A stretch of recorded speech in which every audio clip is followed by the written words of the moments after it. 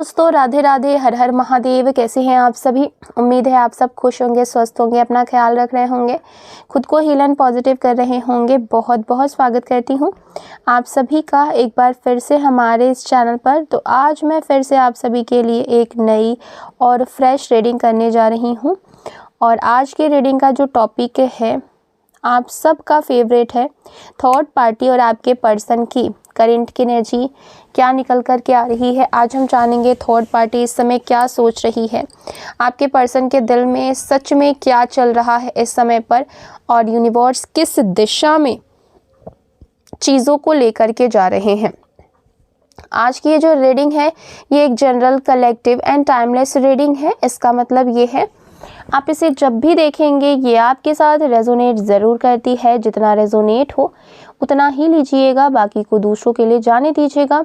आप इस रीडिंग को एक गाइडेंस के तौर पर भी देख सकते हैं।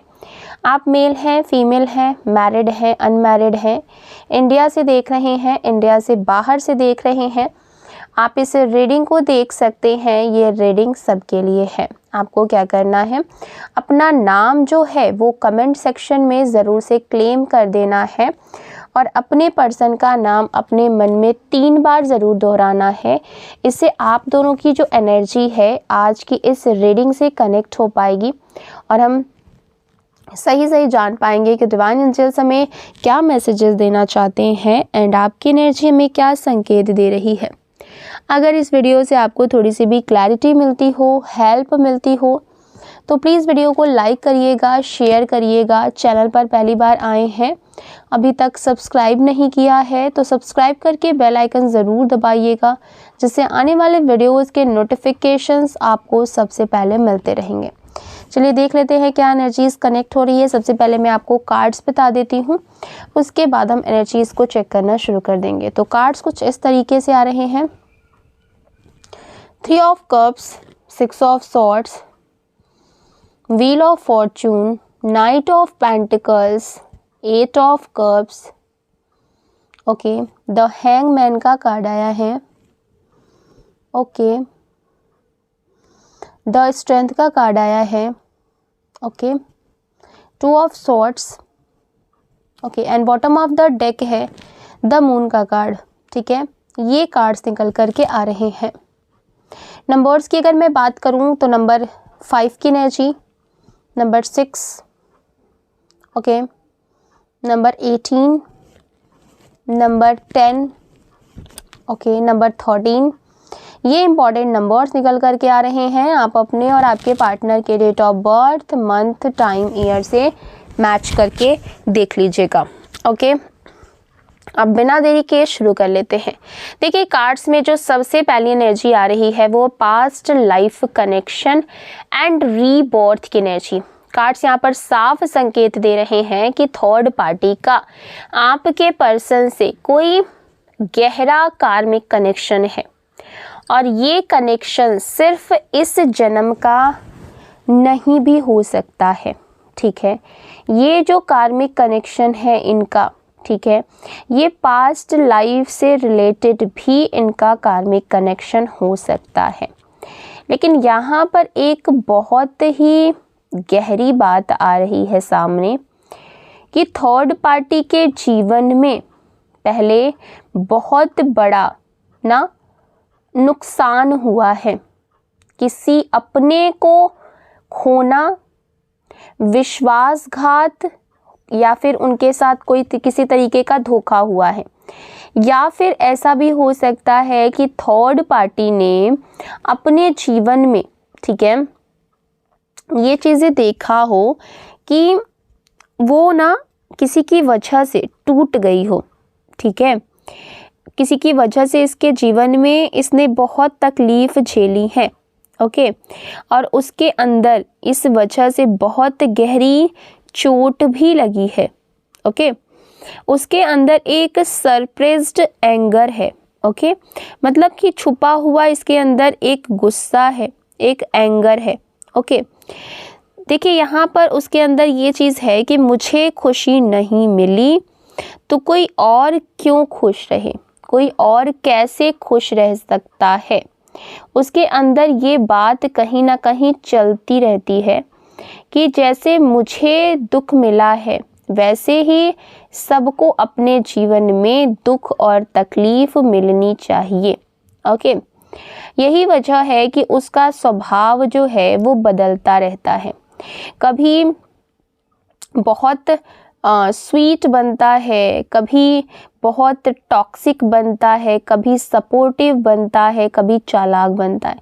मतलब कि उसका जो बिहेवियर है वो तुरंत के तुरंत जो है बहुत बहुत अचानक से ना उसमें आपको चेंजेस देखने को मिलती हैं। ठीक है, देखिए, क्योंकि क्या होता है ना कि उसका जो थॉट प्रोसेस है वो कहीं ना कहीं ठीक तरीके से नहीं चल रहा है, कहीं ना कहीं उसका थॉट प्रोसेस ठीक नहीं है। ठीक है, लेकिन कार्ड्स यहाँ पर ये भी दिखा रहे हैं कि वो अब अंदर से ना थक चुकी है।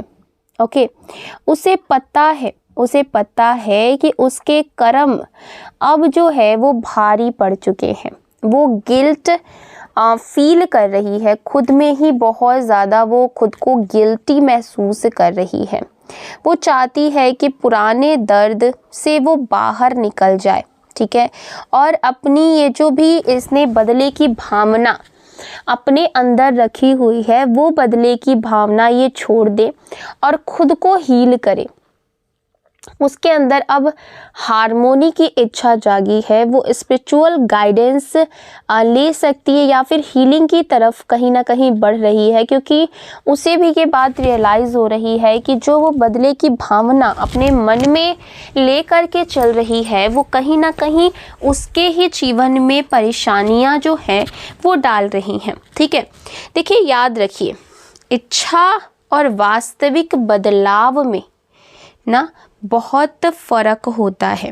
अभी वो स्ट्रगल में है। ठीक है, पूरी तरीके से यहाँ पर उसकी एनर्जी बदली नहीं है, तो आप ये मत सोचिएगा कि वो पूरी तरीके से बदल चुकी है या फिर वो हीलिंग कर रही है तो वो उसके अंदर कुछ सडन से बहुत पॉजिटिव वे में चेंजेस आया है। नहीं, अभी सिर्फ ये यहाँ पर स्ट्रगलिंग मोड में है। ठीक है, अगर मैं आपके पर्सन की करंट की फीलिंग्स की बात करूं तो आपके पर्सन जो है वो रात के समय में, ठीक है, जब सब कुछ शांत हो जाता है, जब सब लोग सो जाते हैं और कहीं ना कहीं जब वो बिल्कुल अकेले होते हैं, मतलब रात के समय में जब सब लोग सोने चले जाते हैं, तो यहाँ पर ना ऐसा दिख रहा है कि वो आपको बहुत ज़्यादा याद करते हैं। ठीक है, दिन में व्यस्त रहते हैं लेकिन रात में इमोशंस ओवर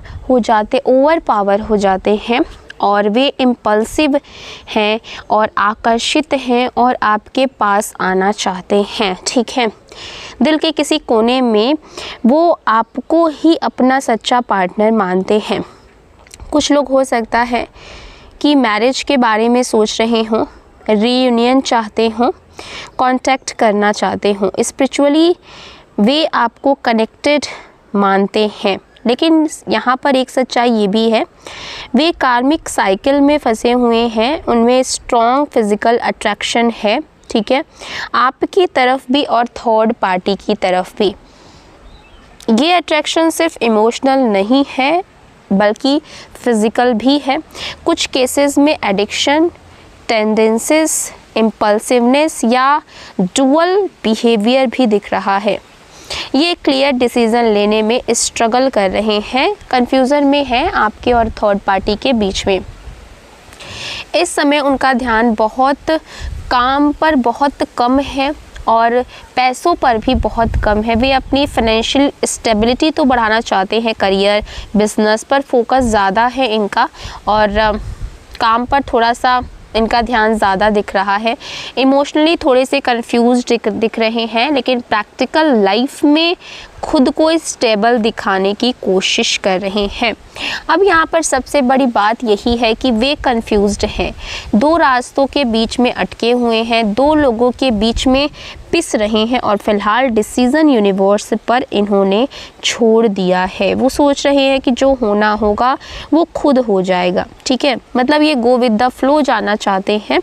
यहाँ पर अगर मैं ओवरऑल एनर्जी की बात करूँ तो थर्ड पार्टी हीलिंग और लेटिंग गो के बीच में है, आपके person attraction, confusion and Karma lesson के बीच में है और आप इस पूरी कहानी में इमोशनली सबसे ज़्यादा मैच्योर सोल है। यूनिवर्स धीरे धीरे कार्मिक डेब्ट्स सेटल कर रहे हैं, जो सच्चा है वही टिकेगा।